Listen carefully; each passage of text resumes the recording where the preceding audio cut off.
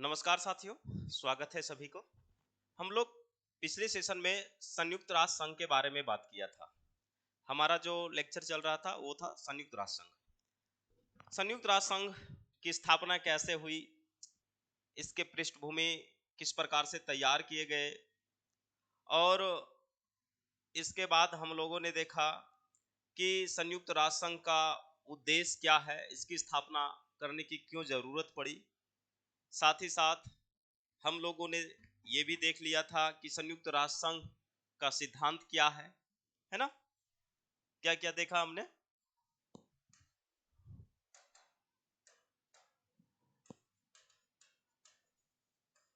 संयुक्त राष्ट्र संघ, यही हमारा टॉपिक। पिछले लेक्चर में जो हमने बात किया था इसके पृष्ठभूमि के ऊपर, है ना, पृष्ठभूमि के ऊपर बात किया था। इसके सिद्धांतों के बारे में हमने चर्चा किया था कि भाई जो सिद्धांत है,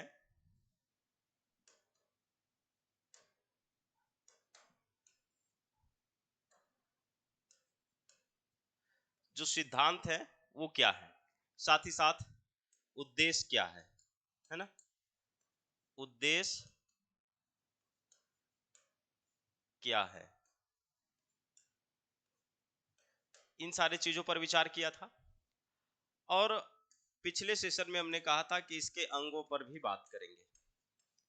चलिए, अंग इसका बहुत ही महत्वपूर्ण माना जाता है, इसके अंगों से सवाल भी रहते हैं, है ना। ये सब टॉपिक समझने में तो कहीं दिक्कत नहीं हुआ होगा, और जब तक इन चीजों को रिलेट नहीं करेंगे तब तक अंग आपको इसके बारे में समझ में नहीं आएगा। बड़े विस्तार से चर्चा करेंगे। 6 अंग है इनका। कितना अंग है? 6। महासभा, सचिवालय, सुरक्षा परिषद संयुक्त राष्ट्र संघ का, है ना, आर्थिक एवं सामाजिक परिषद, न्यायसिता जिसको ट्रस्टीशिप कहते हैं, और अंतरराष्ट्रीय न्यायालय। हालांकि 1994 में ट्रस्टीशिप को बंद कर दिया गया, क्योंकि इस ट्रस्टीशिप का उद्देश्य इसलिए, मतलब स्थापना इसलिए हुआ था ताकि कमजोर देशों को आगे बढ़ाया जाए, वो स्वतंत्र रूप से अपने शासन व्यवस्था स्थापित कर सके, किसी प्रकार से सबल हो सके। और जब लगा पूरी दुनिया को कि अब लगभग हो चुका है तो फिर इसे बंद कर दिया गया। तो यही 6 अंग हैं। इन 6 अंगों के बारे में हम लोग पूरे विस्तार से समझने का कोशिश करते हैं। पहला हमारा है महासभा। क्या है? पहला जो है वो है हमारा महासभा। सबसे पहले महासभा के बारे में पढ़ते हैं। देखिए, यहां से सवाल मुझे लगता है कि बनाए जाएंगे। इसके 6 अंग हैं। 6 अंग में से कहीं ना कहीं सवाल जरूर आपको एगो देखने का मिलेगा। चार्टर अध्याय, चार्टर के जो अध्याय है 4 में महासभा का वर्णन है। अनुच्छेद 9 से 22 तक। कितना? 9 से 22 तक। पहला तो एक यही क्वेश्चन बनता है कि महासभा का जिक्र जो संयुक्त राष्ट्र संघ के चार्टर है उसके कौन से अध्याय में है और कितने से कितने अनुच्छेद में। तो अध्याय आपका 4 ध्यान में रखना होगा।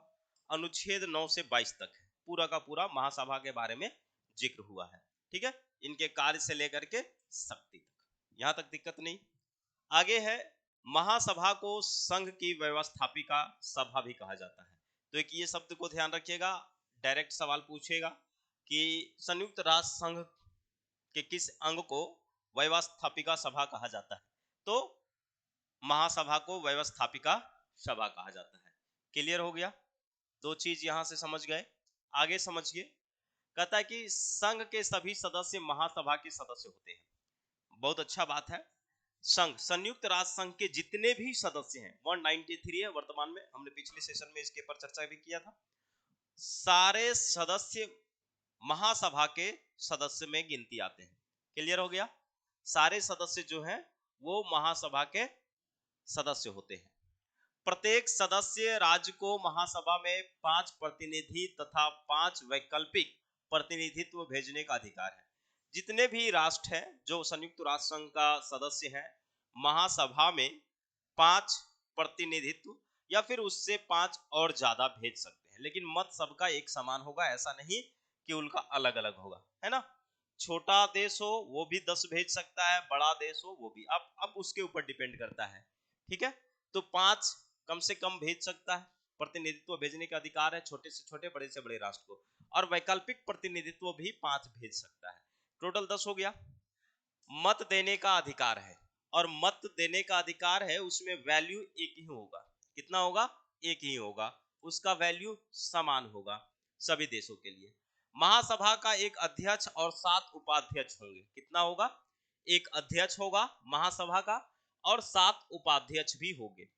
प्रत्येक अधिवेशन के लिए अपना सभापति चुनता है। अब देखिए, जब जब इसका अधिवेशन होगा ना, तो हर बार एक सभापति का चुनाव करेगा, और उस सभापति का जो चुनाव होगा वो सदस्य राष्ट्र ही करेंगे, सदस्य लोग ही करेंगे।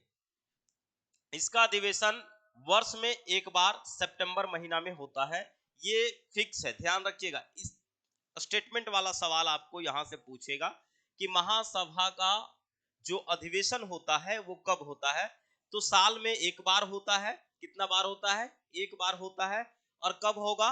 सितंबर माह के तीसरा बृहस्पति, जब सितंबर महीना चलेगा और सितंबर महीना में जिस दिन, मतलब जिस तारीख को बृहस्पति, तीसरा बृहस्पति पड़ जाएगा, डेट कोई फिक्स नहीं है कि 22 को ही होगा, 22 को ही होगा, या 21 का है तो 21 की होगा। हर बृहस्पतिवार, ध्यान रखिएगा, हर तीसरे बृहस्पतिवार सितंबर माह के जिस दिन तीसरा बृहस्पति आ जाएगा, तीसरा बृहस्पतिवार आ जाएगा, उसी दिन यह अधिवेशन शुरू हो जाएगा। क्लियर? हो सकता है कि 2023 में अगर सितंबर माह में होगा तो तीसरा बृहस्पति 25 तारीख को पड़े।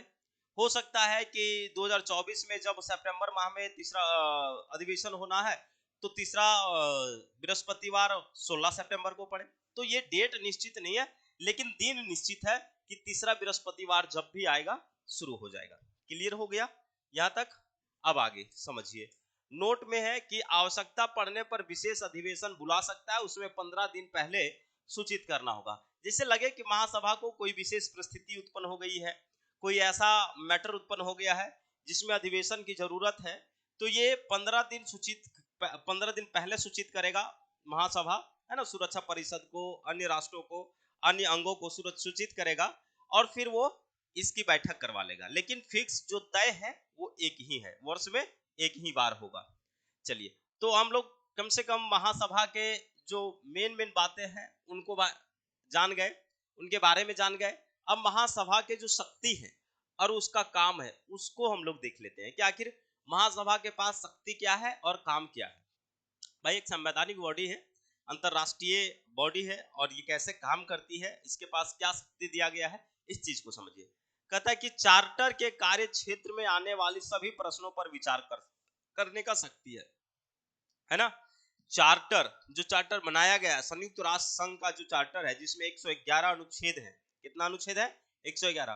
तो उसमें जितने भी विषय शामिल हैं उन सभी विषयों पर ये चर्चा कर सकता है, इसके पास ये शक्ति दिया गया है। क्लियर? शांति एवं सुरक्षा बनाए रखने के लिए अंतरराष्ट्रीय सहयोग के सिद्धांतों का अनुसरण और सिफारिश करना। पहला जो सबसे मेन मकसद, सबसे बड़ा काम, सबसे बड़ी शक्ति इसके पास है, वो है शांति और सुरक्षा बनाए रखना, है ना। उसके ऊपर चर्चा करेगा, विचार करेगा, और फिर अपना सिफारिश भी देगा। ऐसा नहीं है कि सिफारिश नहीं देगा।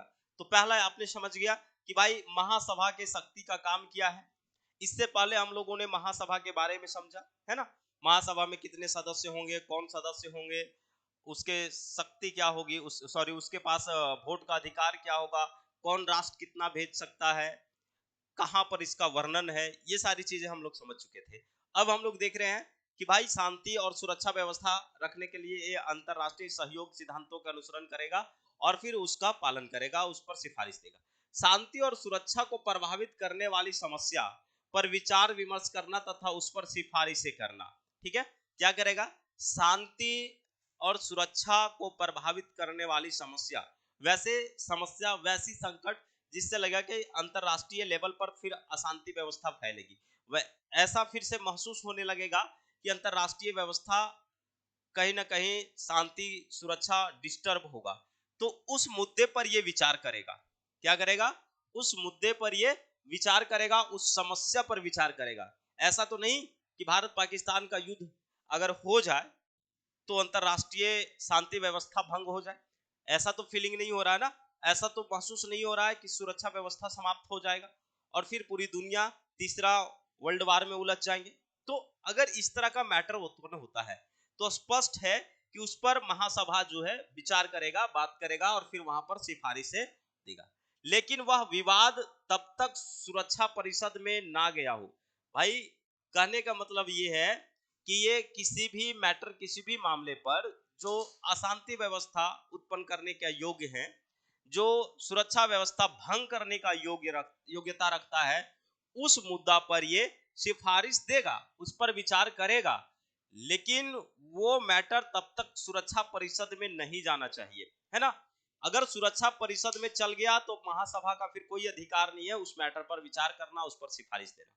इसलिए हमेशा इस चीज को ध्यान रखेगा। ये सारे स्टेटमेंट इतना मतलब जटिल है, अगर आप बढ़िया से नहीं समझ पाइएगा तो क्वेश्चन स्टेटमेंट वाला में फंसा देगा। कहता है कि कोई वैसा मुद्दा जिससे शांति व्यवस्था भंग हो, सुरक्षा डिस्टर्ब हो, तो महासभा विचार करेगा, उस पर सिफारिशें देगा। लेकिन कब देगा? जब वह व्यवस्था सुरक्षा परिषद में ना गया हो। क्लियर। फिर अगला है हमारा अंतरराष्ट्रीय राजनीतिक सहयोग। क्या है? अंतरराष्ट्रीय राजनीतिक सहयोग। अंतरराष्ट्रीय कानूनों के विकास और निर्माण, मानवाधिकार और मूलभूत स्वतंत्रताओं की प्रति सांस्कृतिक, सामाजिक, आर्थिक, शैक्षणिक और स्वास्थ्य संबंधी क्षेत्रों में आवश्यक अध्ययन को प्रेरित करना, उसको बढ़ावा देना। क्लियर। तो ये है हमारा महासभा के महत्वपूर्ण काम। इसके अलावा सुरक्षा परिषद और संयुक्त राष्ट्र संघ के अन्य अंगों से रिपोर्ट प्राप्त कर उन पर विचार करना। जितने भी सुरक्षा परिषद के यंग है ना, संयुक्त राष्ट्र संघ के यंग है, सुरक्षा परिषद है, उन सारे जगह से रिपोर्ट महासभा में भेजा जाएगा और महासभा में भेजने के बाद ये उस पर विचार विमर्श करेगा। क्या करेगा? विचार विमर्श करेगा।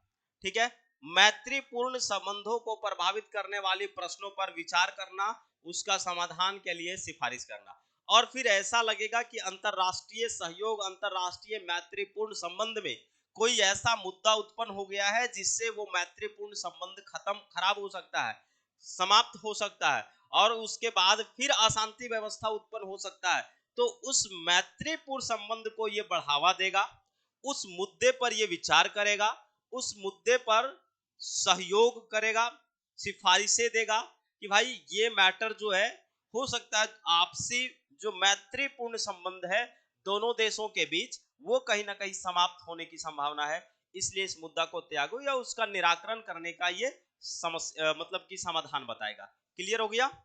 अगला है सुरक्षा परिषद के 10 अस्थायी सदस्यों, आर्थिक एवं सामाजिक परिषद के 27 सदस्यों और न्यास परिषद के निर्वाचित होने वाले सदस्यों को चुनना, अंतरराष्ट्रीय न्यायालयों को न्यायाधीशों के निर्वाचन तथा सुरक्षा परिषद की सिफारिश पर महासचिव की नियुक्ति करना। अब ये भी इंपॉर्टेंट टॉपिक हो जाता है। आप सभी पॉलिटी पढ़ते हैं, उसमें राष्ट्रपति का चुनाव कौन करता है, उसको शपथ कौन दिलाता है, न्यायाधीश का चुनाव कौन होता है, इस तरह से बातें करते रहते हैं। उसी तरह से यहाँ पर आप देखिए कि ये जो है, इसमें क्या करता है, सुरक्षा परिषद के 10 अस्थायी सदस्य होते हैं। टोटल सुरक्षा परिषद में 15 सदस्य, पहले 9 था, फिर उसको बढ़ा दिया गया, अब टोटल 10 हो गए हैं, है ना। कितना?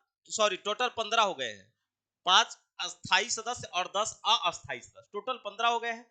तो जो 10 अस्थायी सदस्य हैं उनके, ठीक है, उनको, और आर्थिक एवं सामाजिक परिषद के 27 सदस्य, सुरक्षा परिषद के 10 सदस्य, आर्थिक एवं सामाजिक परिषद के 27 सदस्य और न्यास परिषद के निर्वाचित होने वाले सदस्यों को चुनना, साथ ही साथ अंतरराष्ट्रीय न्यायालयों के जो न्यायाधीश होंगे उसका भी निर्वाचन करेगा। सुरक्षा परिषद के सिफारिश पर यह महासचिव का चयन भी करेगा। क्लियर हो गया।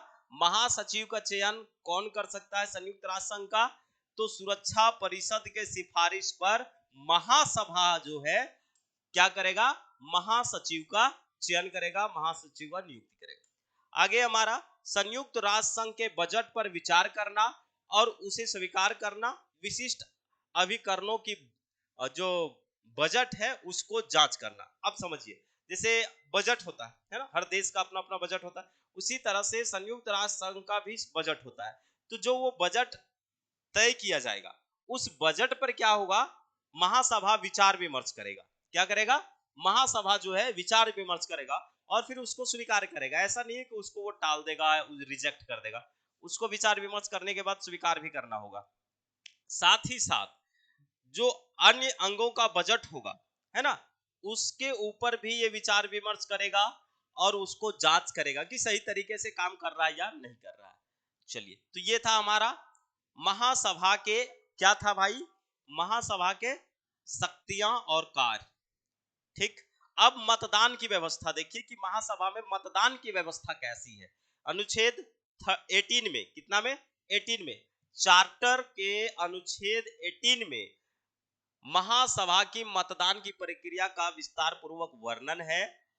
महत्वपूर्ण प्रश्नों पर महासभा के निर्णय उपस्थित एवं मतदान करने वाले सदस्यों के 2/3 बहुमत जरूर होगा, है ना। महासभा की समितियां देख लीजिए, तो टोटल समितियां इसका कितना है, 4 है ना। महासभा के टोटल समिति 4 है, चारों का अलग अलग काम है, क्योंकि ये सारे समितियां उसे सहयोग करते हैं। कोई भी संस्था का अगर उप समिति हमें दिखाई देता है, कोई भी अधिकारी के लिए उप अधिकारी या उप अंग दिखाई देता है, तो इसका मतलब है उसे सपोर्ट करने के लिए उसे बनाया जाता है। उसी प्रकार है यहाँ पर महासभा के जो 4 समितियां हैं, हमेशा उसको सहायता करता है हर एक कार्यों में। पहला है प्रमुख समिति, दूसरा है प्रक्रिया समिति, तीसरा है अस्थाई समिति और चौथा है तदार्थ समिति। यही 4 समिति है। पहला प्रमुख समिति है, दूसरा प्रक्रिया समिति है, तीसरा अस्थाई समिति है और चौथा तदार्थ समिति है। प्रमुख समिति के 6 अंग है। कितने अंग है, प्रमुख समिति के टोटल 6 अंग है। इन 6 अंगों में कौन कौन है, ये देखिए, 6 अंग के अलग अलग विषय है। जो प्रमुख समिति के 6 अंग है, इन 6 अंगों का अलग अलग कार्य है, अलग अलग विषय है। पहला अंग का क्या है भाई, राजनीतिक एवं सुरक्षा संबंधी क्षेत्र और शस्त्र नियंत्रण भी शामिल है, पहला अंग। दूसरा का काम है आर्थिक एवं वित्तीय संबंधी। तीसरा सामाजिक, मानवीय और सांस्कृतिक संबंधी विषय क्षेत्र आएगा। चौथा संरक्षण तथा गैर स्वतंत्र क्षेत्र। पांचवा प्रशासनीय एवं आय व्यय का विवरण, और छठा जो है वो छठा क्या होगा, विधि से संबंधित। छठा जो प्रमुख समिति के छठा अंग है वो होगा विधि से संबंधित। यही 6 अंग है। ये समितियां जो है संबंधित विषयों पर विचार कर अपनी सिफारिशें सभा के पास भेजती है। मतलब जितने समितियां हैं 6 के 6 और उसके अलावे 5, तो ये सारे अपने कार्यों में विचार करते हैं, अपनी योजना बनाते हैं और फिर वो अपनी जो रिपोर्ट है वो किसके पास भेजेगा, महासभा के पास भेजेगा और फिर प्रमुख महासभा के अधिवेशन में उसको प्रस्तुत किया जाएगा। प्रमुख महासभा के अधिवेशन में क्या किया जाएगा, उसको प्रस्तुत किया जाएगा। क्लियर, तो ये था हमारा महासभा। चलिए, उम्मीद करता हूं कि महासभा समझ गए होंगे। 4-5 फैक्ट यहां पर हमेशा ध्यान रखना है कि किसमें इसका वर्णन है, वर्णन कहां पर है, पहला। दूसरा, सदस्य कितने होंगे। तीसरा, मत का क्या अधिकार है। चौथा, इनके कार्य शक्तियां क्या है। पांचवा, अधिवेशन किस तरह से होगा, है ना, कब अधिवेशन होगा, कहां होगा उसका निश्चित, मतलब कब अधिवेशन होगा और कब होगा, ये वाला ध्यान रखना है। आइए अब हम लोग सुरक्षा परिषद की बात करते हैं। बहुत ही महत्वपूर्ण अंग माना जाता है सुरक्षा परिषद, है ना। तो सुरक्षा परिषद सबसे पहले देखिए, संघ के चार्टर के 5वें अध्याय में धारा 23 से लेकर के 32 तक इसका वर्णन है। 5वां अध्याय में, चौथा अध्याय में था किसका वर्णन, तो चौथा अध्याय में हमने देखा महासभा। 5वां अध्याय में किसका है, सुरक्षा परिषद का। 23 से लेकर के 32 तक परिषद के संगठन, कार्य, अधिकार तथा मतदान पद्धति, ये सारे चीजों का विस्तार से इतना में वर्णन कर दिया गया है। सुरक्षा परिषद संयुक्त राष्ट्र संघ का सबसे अधिक शक्तिशाली और सक्रिय अंग माना जाता है। संयुक्त राष्ट्र संघ का सबसे एक्टिव अगर बॉडी है तो वो सुरक्षा परिषद है, सबसे पावरफुल बॉडी है तो वो सुरक्षा परिषद है। ठीक, आरंभ में इसमें 11 सदस्य थे, सॉरी हमने 9 कहा था ना, 11 सदस्य थे। फिर बढ़ा, क्या हुआ, बढ़ा, और बढ़ा करके वर्तमान में 15 कर दिया। सॉरी। तो पूरे के पूरे सुरक्षा परिषद में टोटल सदस्यों की संख्या कितना है, 15, जिसमें से 5 अस्थाई हैं और 10 अस्थाई। अस्थाई और अस्थाई के बारे में पहले भी चर्चा कर चुका है। भारत अस्थाई है अथवा नहीं, इसके बारे में हमने बताया है ना। अस्थाई सदस्यों का चुनाव महासभा के सदस्यों में से 2 वर्ष के लिए महासभा के सदस्यों द्वारा ही किया जाता है। कहने का मतलब ये है कि जो ये 10 अस्थाई सदस्य है ना, इसकी हर 2 वर्ष में चुनाव होती है। कितने वर्ष में चुनाव होती है, हर 2 वर्ष में। और इसका चुनाव कौन करते हैं, ये अस्थाई सदस्य वाले देश है ना, कौन करते हैं, साथ ही साथ महासभा के सदस्य द्वारा। क्लियर। हमने कहा कि संघ के जितने भी सदस्य हैं सारे महासभा के सदस्य माने जाते हैं। तो जितने भी हैं ये सारे मिल करके क्या करते हैं, अस्थाई सदस्य को चुनते हैं, है ना। अब देखिए, संघ के मुख्यालय में परिषद के प्रत्येक सदस्य राज्य के प्रतिनिधित्व को हर समय रहना आवश्यक होता है। एक चीज यहां ध्यान दीजिएगा कि अगर इस सदस्य का चुनाव हो रहा है और इस 5 में से कोई अपना वीटो पावर का प्रयोग कर दिया है ना, क्या किया, वीटो पावर का प्रयोग कर दिया कि नहीं इस बार भारत को हम संयुक्त राष्ट्र संघ के अस्थायी सदस्य नहीं बनने देंगे, है ना, हम उससे असहमत हैं, तो फिर वो वाला चुनाव प्रभावित हो जाता है। ठीक, यहां पर ध्यान रखिएगा, संघ के मुख्यालय में, जो संघ का मुख्यालय है, इसके मुख्यालय में परिषद के प्रत्येक सदस्य राज्य के प्रतिनिधित्व को हर समय रहना आवश्यक होता है। मतलब 15 है ना, तो 15 के 15 राष्ट्र के प्रतिनिधित्व यहां उपस्थित रहते हैं हमेशा 24 घंटे। परिषद की बैठकों के बीच 14 दिन से अधिक अंतर नहीं हो सकता है। एक बैठक हुआ इन परिषद, इसके सुरक्षा परिषद के लिए 15 लोगों ने मिलकर के बैठक किया, तो 14 दिन का अंतर होगा, फिर हर 15वां दिन में बैठक हो जाएगा। मतलब महीना में 2 बार, महीना में कितना बार, महीना में 2 बार, है ना, महीना में 2 बार बैठक होगा। अपने कार्यों के समुचित निर्वहन के लिए वह सहायक अंगों की स्थापना कर सकता है। इसके पास ये पावर है, जैसे इनके पास काम बहुत ज्यादा बढ़ गया, बर्डन आ गया, तो ये सहायक अंगों की स्थापना कर सकता है। ऐसा नहीं है कि यह स्थापना नहीं कर सकता है। क्लियर हो गया। सुरक्षा परिषद बहुत महत्वपूर्ण है। परिषद की 2 अस्थाई समितियां भी है। परिषद का कितना अस्थाई समिति है, 2, जो कभी भंग नहीं किया जा सकता है। कौन कौन है, एक है विशेषज्ञ समिति और दूसरा है नवीन सदस्यों का काम देखने वाली समिति। 2 समिति है, एक विशेषज्ञ समिति और दूसरा नवीन सदस्यों का काम देखने वाली समिति। विशेषज्ञ समिति का क्या काम है, कार्यविधि की नियमावली का काम देखती है ना, कार्यविधि का जो नियम है उसका ये काम देखती है। क्लियर। हमने सुरक्षा परिषद के बारे में अब तक क्या बात किया, हमने बात किया कि भाई इसका वर्णन 5वां अध्याय में, कहां पर, तो अनुच्छेद 23 से लेकर के 32 तक। सुरक्षा परिषद में 15 देश, 5 अस्थाई, 10 अस्थाई। ठीक, अस्थाई सदस्यों की चुनाव हर 2 वर्ष में होती है। चुनाव कौन करता है, तो संघ के सदस्य राष्ट्र। क्लियर। इसके बाद हमने क्या बताया कि जो सुरक्षा परिषद है उसके मुख्यालय में प्रतिनिधित्व देश के हमेशा एक व्यक्ति को बैठना होता है। क्या करना होता है, हमेशा। फिर अधिवेशन हर महीने 2 बार, 14 दिन से ज्यादा गैपिंग नहीं होना चाहिए। 2 बॉडी है जो अस्थाई है, उसको भंग नहीं किया जा सकता, है ना। एक सैनिक टास्क समिति की व्यवस्था भी करती है। 1952 में एक निशस्त्रीकरण आयोग का गठन किया गया। चैज के अनुसार सुरक्षा परिषद संयुक्त राष्ट्र संघ का आत्मा है। अब यहां से 2 बात हमेशा याद रखिए, एक 1952 वाला कि निशस्त्रीकरण आयोग का गठन कब हुआ, दूसरा कि सुरक्षा परिषद संयुक्त राष्ट्र संघ का हृदय कहा किसने, चैज ने। या आपसे पूछेगा कि संयुक्त राष्ट्र संघ का हृदय किसे कहा जाता है, सवाल तो इस तरह भी बनाया जा सकता है, संयुक्त राष्ट्र संघ का हृदय किसे कहा जाता है, तो वो हो जाएगा हमारा सुरक्षा परिषद। अगर व्यक्ति से पूछे तो चैज महोदय। ठीक है। अब इसके कार्य और अधिकार देखेंगे कि इसका काम क्या है, अधिकार क्या है। तो भाई बड़ा बड़ा अधिकार होगा, बड़ा बड़ा काम होगा। सबसे पहले है कि चार्टर की धारा 24 के अनुसार सुरक्षा परिषद का मुख्य कार्य अंतरराष्ट्रीय शांति स्थापना करना। संघ के सभी सदस्य सुरक्षा परिषद के निर्णय को मानने को बाध्य होंगे। और जितने भी संघ के राष्ट्र संघ राष्ट्र है, जितने भी सदस्य हैं, सभी को सुरक्षा परिषद के निर्णय को मानना होगा। कोई उपाय नहीं है, उसके मानने के लिए बाध्य है ना। बाध्य शब्द हमने लिखा, शब्द पर भी गौर करिएगा। दूसरा बात है कि सुरक्षा परिषद समझौते द्वारा समस्या का समाधान ना हो पाने पर सशस्त्र सैन्य बल का भी प्रयोग कर सकती है। और सबसे बड़ी बात यही है ना, इसी चीज को लेकर के कहता है कि जब यूएनओ इंटरफेयर करेगा तो फिर दिक्कत हो जाएगा। रसिया और यूक्रेन की समस्या चल रही है ना अभी, रसिया यूक्रेन की समस्या चल रही है, बहुत दिनों से चल रही है। सुरक्षा परिषद में भी बात गया, संयुक्त राष्ट्र संघ में भी बात उठ रही है।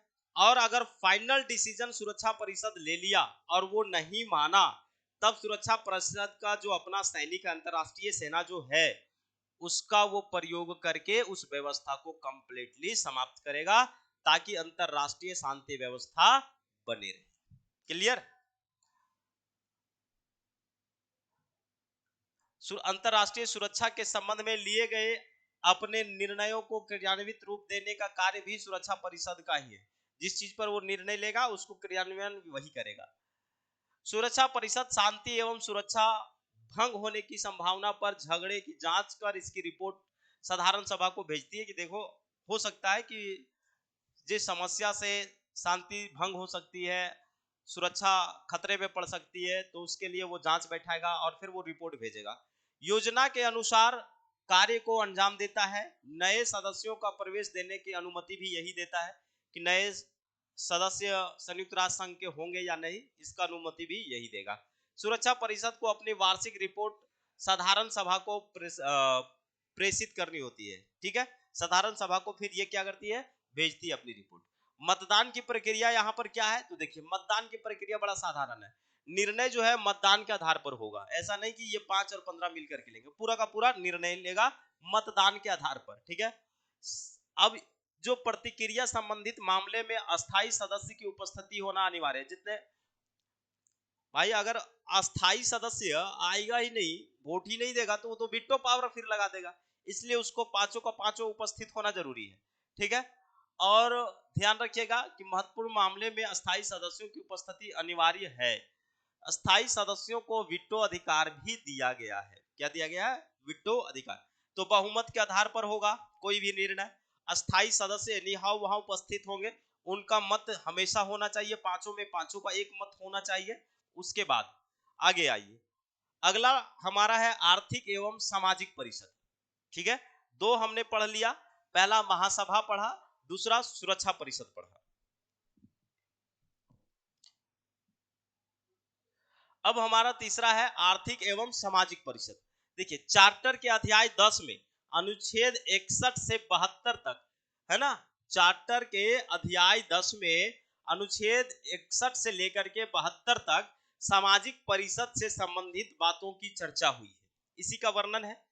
महासभा के अधीन है ना, पहला महासभा के अधीन अंतरराष्ट्रीय सामाजिक आर्थिक शिक्षा संबंधी सांस्कृतिक स्वास्थ्य परक तथा एतात्म संबंधी जितने भी प्रकार संयुक्त राष्ट्र संघ के हैं, उन सबका क्रियान्वयन करना किसका काम है, आर्थिक परिषद और सामाजिक परिषद को। ठीक, समझ गए। महासभा के अधीन जितने भी इस तरह के टॉपिक हैं, इन सारे चीजों का क्रियान्वयन या अंजाम देना किसका काम है, इसका। संगठन एवं मतदान। अब संगठन और मतदान कैसे होती है, यहाँ इसको समझिए। संगठन और मतदान कैसे होती है, इसको। आर्थिक एवं सामाजिक परिषद में पहले महासभा द्वारा चुने हुए संयुक्त राष्ट्र संघ के 18 सदस्य होते हैं। कितने सदस्य होते हैं, 18 सदस्य। फिर से समझिए, आर्थिक एवं सामाजिक परिषद में पहले महासभा द्वारा चुने हुए संयुक्त राष्ट्र संघ के 18 सदस्य होंगे इसमें। ठीक है, टोटल 18। और इसमें चार्टर में है ना 1971 ईस्वी में एक संशोधन के फलस्वरूप अब 54 सदस्य हो गए। कितने सदस्य हो गए, 54 सदस्य। टोटल सदस्य की संख्या 54, पहले कितना थी, 18। अब टोटल कितना हो गया, सुरक्षा आर्थिक एवं सामाजिक परिषद में 54। अब इसमें क्या होता है कि 1/3 सदस्य अर्थात 58 है ना, 18 सदस्य। कितना, 18 सदस्य 3 वर्ष के लिए प्रतिवर्ष चुने जाते हैं। हर 3 वर्ष के लिए। जैसे टोटल सदस्यों की संख्या 54, इसका 3 से भाग कर दो तो 18 3 54, 18 सदस्य जो है हर 3 वर्ष में चुने जाएंगे। क्लियर हो गया? इतने ही सदस्य प्रति वर्ष पदमुक्त भी होंगे और हर एक साल 18 सदस्यों को पदमुक्त मिलता, मतलब छुट्टी हो जाती है वहां से। परिषद में प्रत्येक सदस्य राज्य का एक प्रतिनिधित्व होता है। परिषद में प्रत्येक सदस्य जो है राज्य का एक प्रतिनिधित्व होता है। महासभा अपनी इच्छा अनुसार किसी भी सदस्य राष्ट्र को इस परिषद में चुन सकती है। कौन चुन सकती है? महासभा जो है अपनी इच्छा अनुसार। परिषद के हर सदस्य का एक वोट होता है, मतलब कीमत सेम है, एक ही वोट है, वैल्यू उतना ही है। इसके अलावे गैर सदस्य राज्य को भाग लेने का अधिकार है पर मतदान देने का अधिकार नहीं है। जैसे अब यहाँ एक ये मुद्दा समझना है कि भाई वैसे राष्ट्र जो संयुक्त राष्ट्र संघ के है ही नहीं, लेकिन ऐसी मुद्दा जिससे अंतरराष्ट्रीय व्यवस्था भंग होने की है, तो वो मामला वहां लेकर के जा सकता है कि नहीं? अधिवेशन में भाग ले सकता है कि नहीं? बिल्कुल ले सकता है, लेकिन उसे वोट देने का अधिकार नहीं होगा, वो लीगल नहीं है ना? वो वोट नहीं कर सकता, मतदान नहीं कर सकता, बाकी अधिवेशन में वो भाग ले सकता है। अब परिषद के कार्य देखिए कि आखिर परिषद का कार्य क्या है। तो सबसे पहले हम लोग एक एक करके देखेंगे। परिषद का पहला कार्य जो है, सुरक्षा परिषद की प्रार्थना पर किसी भी आक्रांत देश पर आर्थिक दंड लगाने में यह सुरक्षा परिषद की सहायता करती है। जैसे मान लेते हैं कि सुरक्षा परिषद जो है ना, उन्होंने निर्णय ले लिया, क्या क्या निर्णय लिया कि उसके ऊपर आर्थिक दंड लगाया जाए। क्या किया जाए? आर्थिक दंड लगाया जाए। तो उसे आर्थिक दंड लगाने में ये सहायता प्रदान करता है। क्या करता है? सहायता प्रदान करता है। पहला, संघ के अधीन कार्य करने वाली सभी संस्थाओं में आपस में सामंजस्य स्थापित करना और संस्थाओं में परामर्श करना। ठीक है, एक ये भी काम करता है, बहुत अच्छा काम करता है। देखिए, आर्थिक और सामाजिक से ही शब्द से ही पता चलता है कि इसका किस टाइप का काम होगा, किस लेवल का काम होगा। बाय द वे यहाँ वैसे शब्द नहीं पढ़े आप, ठीक है, हम यहाँ पर उस बात को वर्णन नहीं किया और एग्जाम में कुछ इसी सेंस का सवाल पूछ दिया, तब आप क्या करिएगा कि सर ने नहीं बताया तो सवाल छोड़ दो? नहीं, उस परिस्थिति में आप देखिए कि भाई ये किस सेंस का है, सामाजिक आर्थिक की बात कर रहा है या ताम झाम की झगड़ा लड़ाई की बात कर रहा है। झगड़ा लड़ाई की जैसे बात करेगा तो सुरक्षा परिषद वाला ही कंट्रोल करेगा, आर्थिक सामंजस्य की बात करेगा, सामाजिक सामंजस्य की बात करेगा, है ना, मैत्री संबंध वाला की बात करेगा, तो कहीं ना कहीं आपका आर्थिक और सामाजिक सुरक्षा परिषद का हो जाएगा। ठीक, सदस्य राष्ट्रों को आर्थिक सहायता प्रदान करना, तकनीकी सलाह देना। क्या करना? तकनीकी सलाह देना। साधारण सभा, सुरक्षा परिषद एवं न्यास परिषद की प्रार्थना पर यह परिषद उन्हें सहायता एवं संबंधित सूचना देता है। क्या करता है? साधारण सभा, सुरक्षा परिषद एवं न्यास परिषद जो ट्रस्टीशिप है, क्योंकि बहुत बड़ा रोल है ट्रस्टीशिप में अर्थव्यवस्था का, भाई होगा कैसे, तो उसमें ये सहायता प्रदान करता है और उसे सूचित भी करता है। अपने कार्य प्रणाली एवं नियमों को स्वयं बनाकर उन्हें स्वयं ही कार्यान्वित करता है। क्या करता है? ये अपना काम करना चाहता है तो उसके लिए स्वयं नियम बनाएगा और उस काम का अंजाम भी स्वयं देगा, कोई टेंशन ही नहीं है ना? स्वयं निर्णय लेगा, स्वयं काम का प्लान बनाएगा और स्वयं उस काम का को अंजाम भी देगा। परिषद विभिन्न समितियों एवं आयोग का गठन कर सकती है। सांख्यिकी आयोग, बहुत सारे आयोग हैं जिसमें से उसको ये सहायता करता है। जैसे सांख्यिकी आयोग है, जनसंख्या आयोग है, सामाजिक विकास आयोग है, मानवाधिकार आयोग है, नारी अधिकार संबंधी आयोग है, मादक पदार्थ आयोग है, आर्थिक एवं वृत्ति आयोग है, आयतायात एवं संचार आयोग है। अब यहाँ हमें समझाने का मतलब ये है, इस चीज को यहाँ आप इसलिए समझिए कि कोई वैसा आयोग जो पूछे कि ये किसका यंग है, किसका भाग है, तब हमेशा ध्यान रखिएगा सामाजिक एवं आर्थिक परिषद का होगा। किसका होगा? आर्थिक एवं सामाजिक परिषद का। जितने भी आयोग होंगे ये आयोग सारे उन्हीं के अंदर काम करेंगे। क्या करेंगे? उन्हीं के अंदर। जैसे सांख्यिकी आयोग, जनसंख्या आयोग, सामाजिक विकास आयोग, मानवाधिकार आयोग, है ना, नारी अधिकार संबंधी आयोग, नारी संबंधी आयोग, मादक पदार्थ आयोग, ये सारे जो है आर्थिक एवं सामाजिक परिषद के अंतर्गत काम करेंगे। क्लियर हो गया? तो हम लोग अभी तक 3 समझ गए, अब 3 और समझते हैं। महासभा समझा, सुरक्षा परिषद समझा, आर्थिक एवं सामाजिक परिषद समझा, चौथा हमारा होगा न्यास परिषद। हालांकि न्यास परिषद का मतलब है क्या, इसको समझिए। ट्रस्टीशिप का मतलब क्या, सहयोग करना। भाई नवोदित राष्ट्र है, सेकेंड वर्ल्ड वार में ध्वस्त की कगार पर है, होने वाले हैं। अब उनकी स्थिति इस तरह से जर्जर हो चुकी है कि उन्हें जो सहायता करेगा आने वाले समय में हो सकता है फिर वो किसी का गुलाम हो जाए, किसी का उपनिवेश बन जाए। तो इस परिस्थिति में उसे संभालने के लिए एक ट्रस्टीशिप का स्थापना किया गया। एक ट्रस्टीशिप नामक फंड बॉडी बनाया गया। कहा कि इसमें सभी शक्तिशाली राष्ट्र धन देंगे, सभी शक्तिशाली राष्ट्र निर्बल राष्ट्र को सहायता करेंगे मैत्रीपूर्ण भाव से। और सहायता तब तक करेंगे जब तक वो अपनी स्वतंत्र शासन चलाने के काबिल ना हो जाए, स्वतंत्र नियम ना बना ले। जब वो सब चीज के लिए सबल हो जाएगा फिर उसकी सहायता करना छोड़ दिया जाएगा। ठीक है, तो इसलिए ट्रस्टीशिप का प्रयोग किया गया था, ट्रस्टीशिप जैसी संस्था का स्थापना किया गया।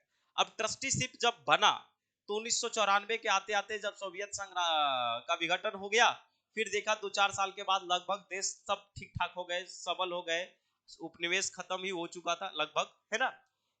तो ट्रस्टीशिप को बंद कर दिया गया।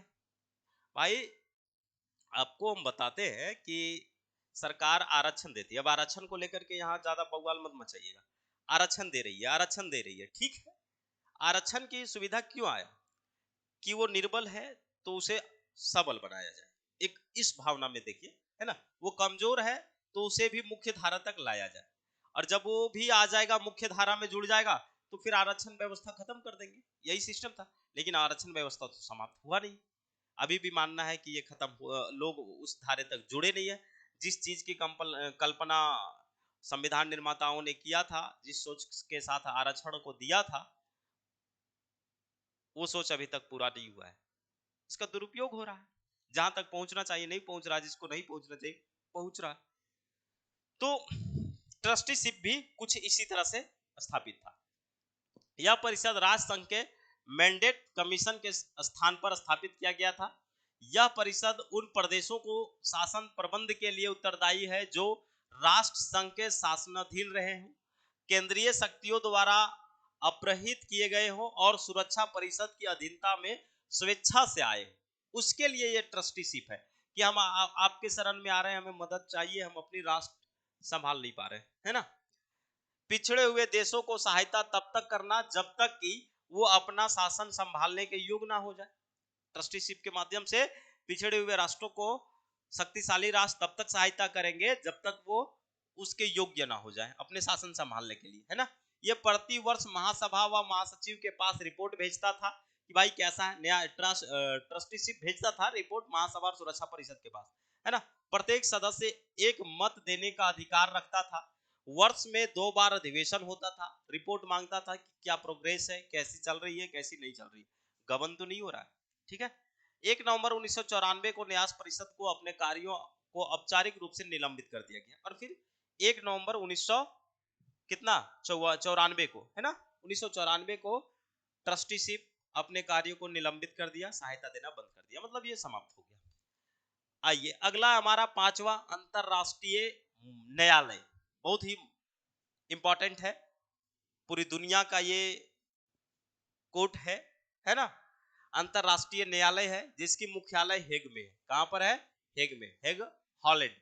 तो अंतरराष्ट्रीय न्यायालय के कभी कभी मुख्यालय पूछ दिए जाते हैं कि अंतरराष्ट्रीय न्यायालय के मुख्यालय कहाँ है, हेग में है। ठीक है, जबकि संयुक्त राष्ट्र संघ का न्यूयॉर्क में है। संगठन, इस न्यायालय में केवल न्यायाधीश होते हैं। कौन होते हैं, न्यायालय में केवल न्यायाधीश होते हैं जिनका चुनाव सुरक्षा परिषद एवं महासभा द्वारा 9 वर्ष के लिए किया जाता है। न्यायाधीशों की चुनाव कितने वर्ष के लिए, 9 वर्ष के लिए। कौन करता है, सुरक्षा परिषद और महासभा। ठीक है, सुरक्षा परिषद और महासभा। सुरक्षा परिषद के सिफारिश पर महासभा इसकी चुनाव करती है। हमने तो अभी पढ़ा, पिछले बातों में इसकी चर्चा कर रहा था। कार्य अवधि के बाद पुनः निर्वाचित हो सकते हैं, जैसे किसी का न्यायाधीश का कार्यकाल खत्म हो गया लेकिन उसको फिर से चुनाव लड़ना है तो वो हो सकता है, फिर से उसको चुन करके बनाया जा सकता है। एक राज्य से 2 न्यायाधीश नहीं लिए जा सकते। एक राज्य से, जैसे कि अमेरिका है तो अमेरिका से ही 2 न्यायाधीश नहीं लिया जा सकता। ठीक है। 15 अस्थाई न्यायाधीश के अलावे अस्थाई न्यायाधीश की नियुक्ति करने की भी व्यवस्था है। देखिए कभी कभी क्या है ना कि गैर सदस्य अगर चाहे तो जज को अपना बुला सकता है, ठीक है, लेकिन जब उसका कार्यवाही खत्म हो जाएगा तो वो समाप्त भी हो जाएगा। क्लियर? तो टोटल 15 अस्थाई न्यायाधीश होंगे जो 9 वर्ष के लिए चुने जाएंगे। बाकी अस्थाई न्यायाधीश को भी चुनने का प्रावधान यहाँ पर है। ऐसा नहीं कि बस यही 15 मिलकर के सारे का फैसला लेंगे। न्यायालय के सभी निर्णय बहुमत से लिए जाएंगे। निर्णय के विरुद्ध कोई भी अपील नहीं कर सकता। भाई ये फाइनल है, इसके बाद और कोई कोर्ट है क्या? तो जब ये न्यायालय फैसला अपना दे दिया, अपना काम कर दिया, सुना दिया इन्होंने जजमेंट, तो फिर उस पर कौन अपील करेगा? कोई नहीं अपील करेगा, उसको तो मानना है, क्योंकि ये निर्णय बहुमत से हुआ है। किससे हुआ है? बहुमत से हुआ है, ठीक है। विशेष परिस्थिति में अपने निर्णय पर पुनर्विचार कर सकती है। न्यायालय की भाषा अंग्रेजी और फ्रेंच हो सकती है। एक चीज यहां पर ध्यान रखिए, हमने कहा कि कोई अपील नहीं कर सकता, इसका निर्णय अंतिम निर्णय है। लेकिन अगर विशेष परिस्थिति कभी ऐसा लगे कि कहीं गलत डिसीजन तो नहीं हो गया, तो ये पुनर्विचार कर सकता है। ये अपने स्वेच्छा से, इच्छा हो तब, स्वविवेक पर ये अपना पुनर्विचार की व्यवस्था कर सकता है, अन्यथा नहीं कर सकता है। अंग्रेजी और फ्रेंच भाषा होगा। न्यायिक निर्णय का जो निष्पादन होगा वो कैसे होगा? चार्टर की धारा 94 में उल्लेख है। किसमें उल्लेख है? न्यायिक निर्णय का निष्पादन जो है चार्टर के धारा 94 में उल्लेख है। प्रत्येक राष्ट्र शपथ लेते हैं कि अंतरराष्ट्रीय न्यायालय का फैसला मानेंगे। हालांकि उसी समय में जो लोग इसके हैं उससे सारे शपथ खाते हैं कि हम शपथ लेते हैं किसी भी हालत में जो भी अंतरराष्ट्रीय न्यायालय जजमेंट देगा उस जजमेंट को हम मानेंगे, उसमें उसको सहयोग करेंगे, है ना, उल्लंघन उसका नहीं करेंगे। यदि एक पक्ष निर्णय नहीं मानता है तो दूसरा पक्ष सुरक्षा परिषद का श्रेय ले सकता है। मान लेते हैं कि अभी कभी ऐसा हो गया, कभी कंडीशन ऐसा उत्पन्न हो जाए कि एक पक्ष निर्णय नहीं माना, तो दूसरा पक्ष जाकर के सुरक्षा परिषद का सहारा ले लेगा। किसका सहारा लेगा? सुरक्षा परिषद का। न्यायालय के निर्णय को क्रियान्वित करने के लिए, है ना, क्रियान्वित करने के लिए सुरक्षा परिषद के 9 सदस्यों की स्वीकृति आवश्यक है, जिसमें से 5 अस्थायी सदस्य। अब यहां पर ध्यान देखिए, कितना सदस्यों की वोटिंग चाहिए? 9 सदस्यों की। 9 में से 5 अस्थाई और 4 अस्थाई, ठीक है। तो ये स्वाभाविक है कि वोटिंग तो मिल ही गया। इसका उपचार धारा 41 से 42 में वर्णन है, ठीक है। इसका उपाय जो है, इन सारे विवादों का उपाय 41 से 42 में वर्णन है। 41 के अनुसार क्या कहता है, इस चीज को सुन लीजिए। 41 के अनुसार क्या कहता है? कहता है कि सुरक्षा परिषद सैनिक बल प्रयोग को छोड़ करके, है ना, अगर मान ले मैटर हो जाए, विवाद हो जाए, उत्पन्न हो जाए, तब तो सुरक्षा परिषद इस परिस्थिति में अभी यहां पर क्या करेगा? सैनिक बल का प्रयोग छोड़ देगा, बाकी तमाम तरीके के ये प्रयोग करेगा। क्या करेगा? तमाम तरीके के प्रयोग करेगा, जैसे रेल, समुद्र, डाक, रेडियो, यातायात साधन, राजनीतिक तथा आर्थिक भी शामिल। यहां अब कहने का मतलब ये है कि जैसे कोई दो देशों का मुद्दा आ गया और एक ऐसे राष्ट्र जो उस मुद्दा को मानने के लिए तैयार नहीं है, अंतरराष्ट्रीय न्यायालय के फैसला के मानने के लिए तैयार नहीं है, वो उसके विरुद्ध में जा रहा है, तो दूसरा पक्ष चला गया सुरक्षा परिषद के पास। अब सुरक्षा परिषद उससे ये कहेगा, है ना, कि ठीक है, हम तुम्हारे ऊपर तो सैन्य बल प्रयोग नहीं कर सकते 41 के अनुसार, है ना, लेकिन अंतरराष्ट्रीय लेवल पर हम आपसे रेल, समुद्र, डाक, रेडियो, यातायात, राजनीतिक साधन, आर्थिक साधन, इन सारे चीजों से अलग थलग कर देंगे। अब कहां जाओगे? जाओ, हम आपको ये सहायता देंगे नहीं, तुमने तो अंतरराष्ट्रीय न्यायालय की बात नहीं माना, है ना, तब फिर उस परिस्थिति में उसको मानना ही पड़ेगा। यदि ये उपाय असफल हो जाए तो धारा 42 का सहारा लेगा, और इसके बाद भी अगर ये उपाय असफल हो गया तब क्या करेगा? 42 का लेगा, और 42 के द्वारा क्या करेगा? वो तीनों, है ना, सुरक्षा परिषद जल, थल और वायु तीनों के द्वारा कार्यवाही करके अंतरराष्ट्रीय शांति के लिए आवश्यक मानेगा। ठीक है, समझ पाए? नहीं समझ पाए? हमने अंतरराष्ट्रीय न्यायालय में सबसे पहले क्या कहा कि अंतरराष्ट्रीय न्यायालय में जो जजों की नियुक्ति होगी 9 वर्ष के लिए होगा, वो फिर से चुना जा सकता है। जज 15 होंगे अस्थाई, अस्थाई की भी व्यवस्था है। चुनाव कौन करेगा? सुरक्षा परिषद की सिफारिश पर महासभा करेगा। न्यायालय का काम क्या है? फैसला सुनाना, फैसला सुनाएगा, बहुत अच्छा बात है। इसमें क्या करना होगा, सभी राष्ट्रों को मानना होगा फैसला। बाय द वे, अगर कोई दो राष्ट्रों के बीच का विवाद न्यायालय में गया और वो फैसला मानने से इनकार कर दिया, जैसे भारत और अभी रसिया और यूक्रेन का ही उदाहरण ले लें, रसिया और यूक्रेन का है। अब यूक्रेन जो है न्यायालय की बात मान लिया, लेकिन रसिया बात नहीं मान रहा है। हालांकि रसिया तो अस्थाई सदस्य है, उसके पास बहुत ज्यादा पावर है ना, और नहीं मान रहा है, तब उस परिस्थिति में वो क्या करेगा, यूक्रेन चला जाएगा सुरक्षा परिषद के पास। फिर वो तमाम तरीके का सहारा लेगा सुरक्षा परिषद, सैन्य बल छोड़ करके, लेकिन वो भी असफल हो जाएगा, तब क्या करेगा, तीनों सेना का प्रयोग कर देगा। क्या करेगा, ये तीनों सेना का प्रयोग करेगा। क्षेत्राधिकार इसका देखिए, ऐच्छिक क्षेत्राधिकार, अनिवार्य क्षेत्राधिकार और परामर्शदात्री क्षेत्राधिकार, 3 क्षेत्राधिकार हैं। क्षेत्राधिकार में कौन कौन से हो जाएंगे, अब देखिए 3 क्षेत्राधिकार में, ऐच्छिक में न्यायालय अपनी संविधि की धारा 36 के अंतर्गत उन सभी मामलों पर विचार कर सकती है जो एक संबंधित राष्ट्र द्वारा उसके सामने रखे गए हों।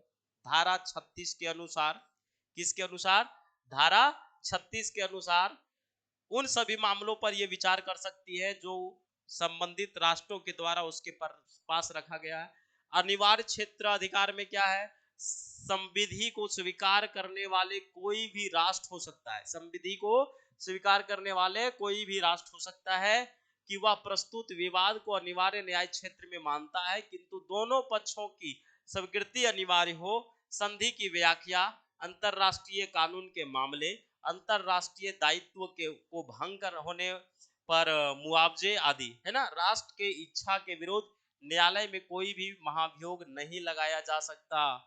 राष्ट्र की इच्छा के विरुद्ध न्यायालय में कोई भी महाभियोग नहीं लगाया जा सकता। तो ये सारी मैटर हैं जो इसका अनिवार्य क्षेत्र अधिकार में आते हैं।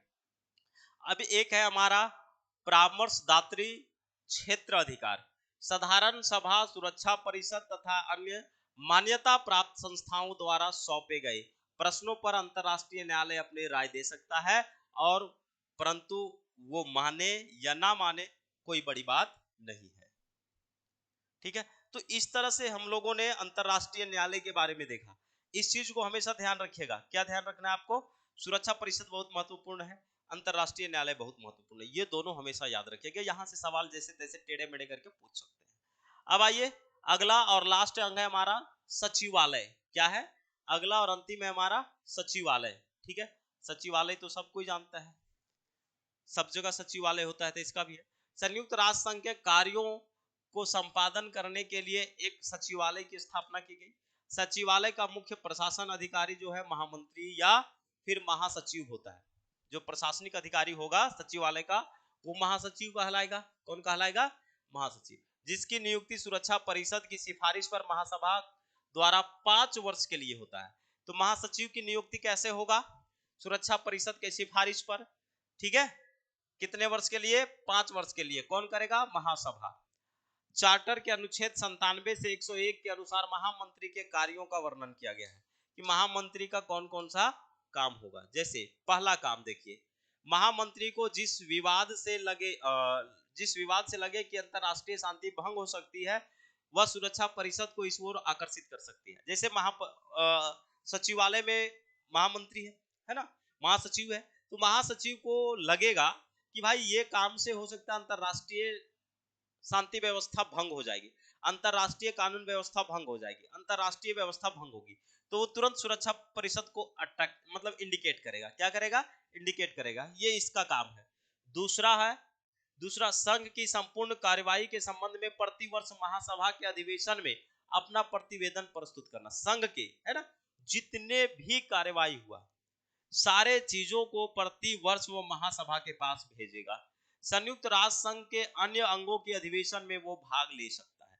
जितने भी संयुक्त राष्ट्र संघ के अन्य अंग हैं, ठीक है, सभी में वो भाग ले सकता है। संघ के पदाधिकारियों की नियुक्ति कर सकता है, संघ के जो पदाधिकारी है उसकी नियुक्ति कर सकता है। सहायता के लिए कई कर्मचारी अधिकारी को भी नियुक्त कर सकता है, और साथ ही साथ राष्ट्रीय व्यवहार को छोड़ करके अंतरराष्ट्रीय व्यवहार पर वो लोग बल देते हैं। जैसे अब अंतरराष्ट्रीय सचिवालय का वो अधिकारी है, अंतरराष्ट्रीय सचिवालय का कर्मचारी है, तो वो अब उसके अंदर वो भावना खत्म हो जाना चाहिए कि हम भारत से है, वो अमेरिका से है, वो रसिया से है। वहां पर अंतरराष्ट्रीय भावना डेवलप करना होता है उसे, उसका राष्ट्र और नेशन सब खत्म हो जाता है, वो अब अंतरराष्ट्रीय लेवल पर व्यवहार करता है। ठीक है। सचिवालय का प्रधान कार्यालय न्यूयॉर्क में है। कहां पर है प्रधान कार्यालय?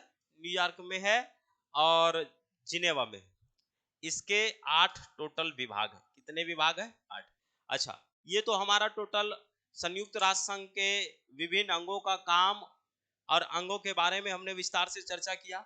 आप सभी से एक बात बता देता हूं कि आप सभी का करिएगा मिल करके, है ना, जितने भी हैं, एक काम में क्या करना, आपको लेटेस्ट घटना इससे संबंधित पढ़ लेना है। क्या करना है? लेटेस्ट घटना, जैसे इसका अभी वर्तमान में कौन महासचिव है या कोई ऐसा न्यूज जो आया है, ताकि आपको काम देगा। ठीक है। चलिए, तो ये था हमारा संयुक्त राष्ट्र संघ के बारे में जानकारी, 2 लेक्चर के माध्यम से कंप्लीटली आपको बताया। अब हम लोग इससे संबंधित विवादों को ये कैसे निपटारा किया है उसके बारे में चर्चा करेंगे। अगले सेशन में मिलेंगे नए टॉपिक के साथ। तब तक के लिए सभी को बाय।